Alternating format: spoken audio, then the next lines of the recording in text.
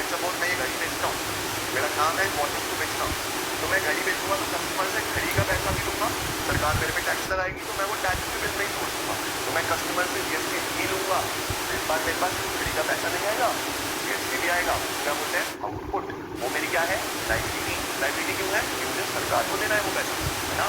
क्या एंट्री बनेगी, एंट्री बनेगी डेटर अमाउंट डेबिट, उधार पे है बच्चों तो डेटर में डेबिट करते हैं, sales amount to output CGST to output SGST, ठीक है।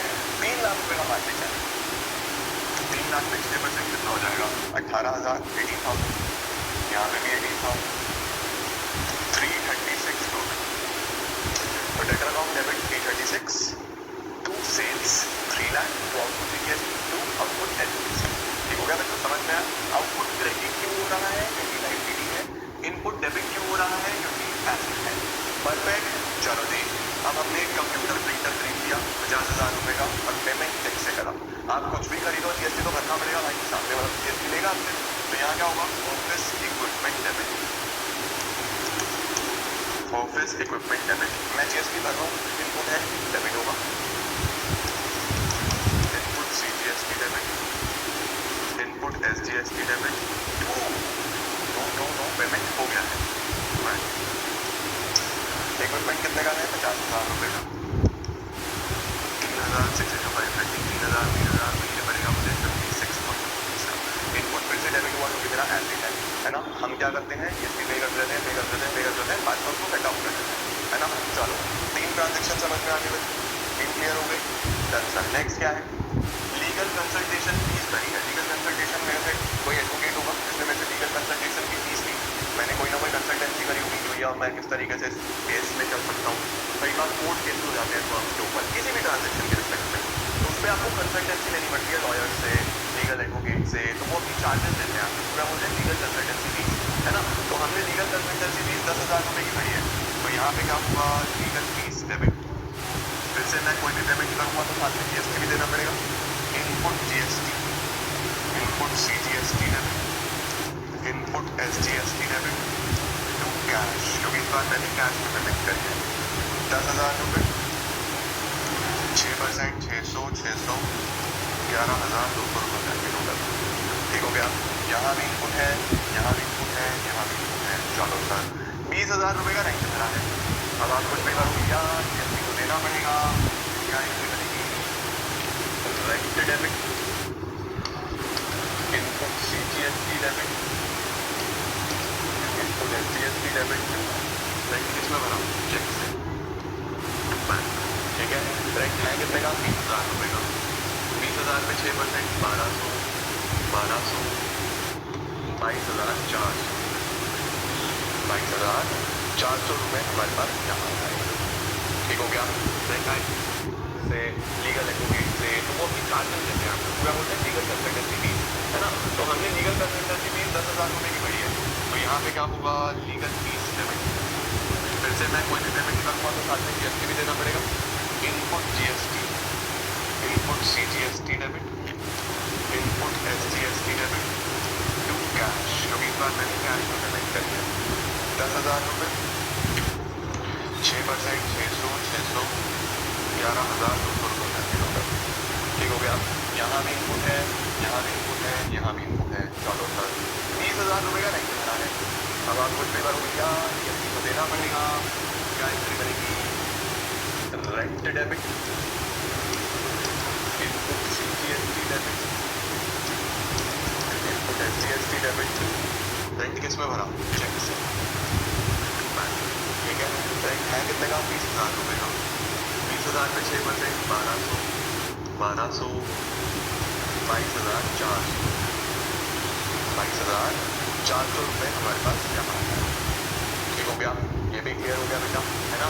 तो परचेजेस डेबिट हो गया, यहाँ पे सेल्स क्रेडिट हो गया, फिर ऑफिस में पे करी, लीगल फीस पे करी, रेंट पे करा, और लास्ट में क्या हो रहा है payment made of the balance amount of GST, ये है सीखने वाली बात, पेमेंट किस तरीके से हो, ठीक है। पेमेंट कैसे होगा, देखो बच्चों हम लोग क्या करते हैं पूरे महीने में, ये जनवरी का महीना है, इस जनवरी के महीने में ये कई बार जीएसटी ऑलरेडी सरकार को भर चुका है, जो सामान इसने अपने बिजनेस के लिए खरीदा सबके लिए जीएसटी भर दिया ना, उसको इनपुट बोलते हैं। तो मैं यहाँ पे बोलूँगा कि भैया मेरा इनपुट सीजीएसटी कितना है। इनपुट सीजीएसटी ये रहा 12,000 रुपये। एसजीएसटी भी सेम ही होता है क्योंकि दोनों बराबर बराबर होते हैं। 12,000 रुपये तो एक है जो हमने यहाँ से उठाया। दूसरा इनपुट ये रहा 3,000 रुपये प्लस 3,000, तो यहाँ पे भी 3,000 ही आ जाएगा। प्लस तीसरा इनपुट ये रहा 600 600 600 600। एक इनपुट हो रहा है ये 1200 1200 1200। तो टोटल इनपुट बना कितना कर दो जरा। टोटल इनपुट बना कितना कैलकुलेट करो। कहाँ गए कोई नहीं, चलो इस पे कर लेते हैं। कितना होगा सर 12,000 में तो 12 और 15 16,200 16,200 800 बनते हैं। तो इनपुट सीजीएसटी बैठ रहा है 16,800 और इनपुट एसजीएसटी भी बैठ रहा है 16,800। इसका मतलब बहुत साफ है बच्चों कि हमने 16,800 का जीएसटी ऑलरेडी भर दिया है सरकार को। मैं इतना गवर्नमेंट मतलब 600 600। एक इनपुट हो रहा है ये 1200 1200। तो टोटल इनपुट बना कितना कर दो जरा। टोटल इनपुट बना कितना यहाँ कैलकुलेट करो। कहाँ गए कोई नहीं, चलो इस पे कर लेते हैं। कितना होगा सर 12,000 में तो 12 और 15 16,200 16,200 800। तो इनपुट सीजीएसटी बैठ रहा है 16,800 और इनपुट एसजीएसटी भी बैठ रहा है 16,800। इसका मतलब बहुत साफ है बच्चों कि हमने 16,800 का जीएसटी ऑलरेडी भर दिया है सरकार। मैं इतना गवर्नमेंट को ऑलरेडी भर चुका हूँ। सरकार वैसे मान क्या नहीं है, that is output CGST output SGST. तो सरकार ने ऐसे मांग रही है आउटपुट तो देखी जब आया मैं एक ही बार मांगना चाहते हैं 18,000 18,000 18,000 18,000 रुपये का बच्चा आउटपुट है। तो गवर्नमेंट में से 18,000 का जीएसटी का डिमांड कर रही है। आप पहले जल्दी से इसका स्क्रीनशॉट दे दो क्योंकि एंट्री हटानी पड़ेगी, मुझे जगह चाहिए तभी मैं एंट्री कर पाऊंगा। जल्दी से इसका स्क्रीनशॉट होता है लेकिन आपको समझ में आना चाहिए। ठीक हो गया। यहाँ पे मैंने जीएसटी भरा था उसका पार्ट है, यहाँ पे भरा था उसका पार्ट है, यहाँ भरा था उसका पार्ट है, यहाँ भरा था उसका पार्ट है। आउटपुट एक ही बार मैंने रिसीव करा है जो कॉपी को देना है ना। अब क्या होगा बच्चों, अब जब मैं यहाँ पे पेमेंट करूँगा तो क्या मेरी लाइबिलिटी कम होगी। जब मैं सरकार को पे करूँगा तो लाइबिलिटी कम हो जाएगी। अब मैंने आपको क्लियर वाले रूल में क्या सिखाया है, क्या क्या होता है clear, capital liability expense asset और रेवेन्यू।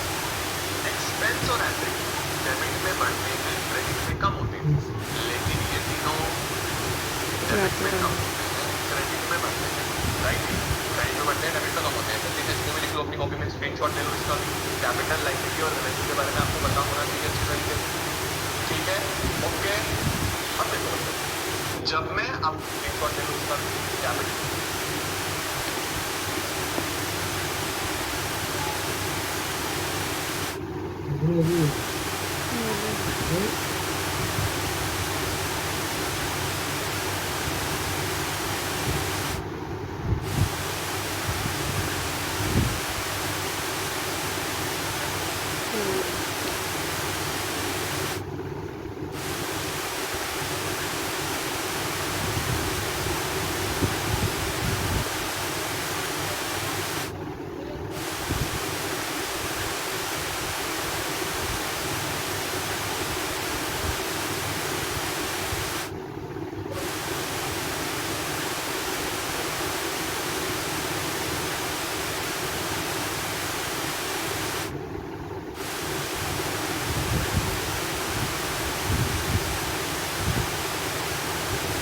और रेवेन्यू के बारे में आपको पता होना चाहिए अच्छे तरीके से। ठीक है, ओके।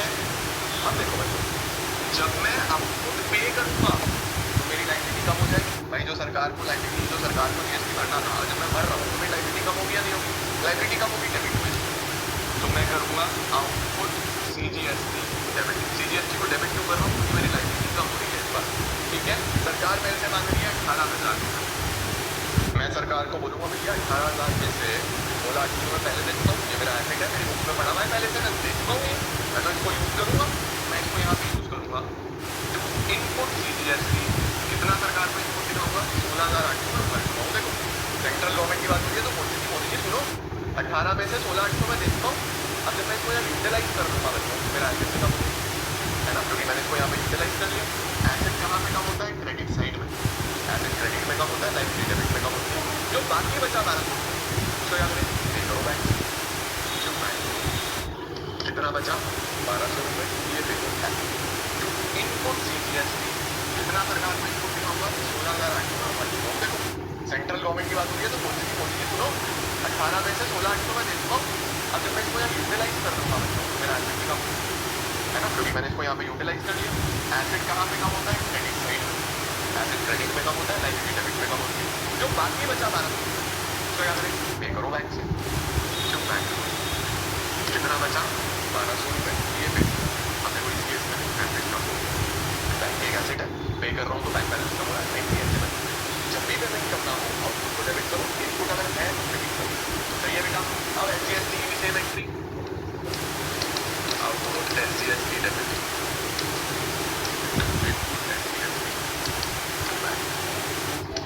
कितना है? 18,000 सेम ही होती है 16,000 और 1200। आप चाहो तो इनको कंबाइन भी कर सकते हो, क्या समझ गए है ना। तो आउटपुट डेबिट होगा to input to bank, right. Sir अगर आउटपुट और इनपुट बराबर हो दोनों 18,000 कॉल करते हैं, आउटपुट टू इनपुट खत्म, कोई टाइम की जरूरत नहीं पड़ती। सर अगर इनपुट ज़्यादा हो जाता तो मुझे 18 होगा, 19 होगा, सरकार बोलता ऐसा एंट्री करता आउटपुट टू इनपुट 18 तो 1,000 फालतू बचा, उसका बस नोट भी देता 1,000 is the credit which we will adjust in the next year, जो नेक्स्ट ईयर में एडजस्ट करें। समझे कैसे सेट आउट होता है, समझे कैसे एडजस्टमेंट होता है।